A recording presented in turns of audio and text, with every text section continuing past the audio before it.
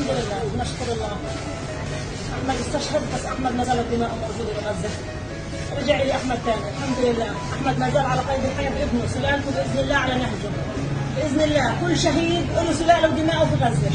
احنا حتى نصل باذن الله. كل امراه فلسطينيه واحد من اولادها باذن الله مقاوم، والمقاوم سلالته كلها مقاومين باذن الله.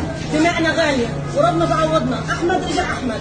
قال من 12 ساعه كان احمد بداله موجود على قيد الحياه. الحمد لله اجانا احمد ثاني بدل احمد. الحمد لله مرته ولدت والله اعطاني احمد. الحمد لله الحمد لله الحمد لله. احمد وين اين التقى؟ احمد ابني هو في المستوطنات وما رجع. بلغوك باستشهاد يعني؟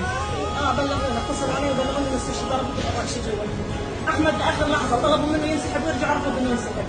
قال اما شهاده واما انتصار باذن الله ما برجع الا منصور. اليوم ربنا كرم. ما رجع الا شهيد وفعلا ما رجع. كان دائما يقول لي انا قبري في البحر. هو من الوحده ضد الطبع البشريه.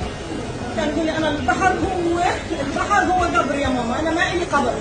وشاءت الاقدار ان انتصف داخل المستوطنات وفعلا ما له قبر. ما حدا قدر يصادمه ولا ما حدا عارف مكانه وين هو بالضبط وين انقصر. قال انه بعض الشباب اصحابه اللي رجعوا انهم شافوا اباطشه تصرف السياره في المجنون اللي كانوا فيه. والحمد لله الحمد لله دماؤه ما زالت. هيني انا بحمل دماء ابني الحمد لله. حي يرزق احمد. رجع احمد حي يرزق. وانا بقول لكل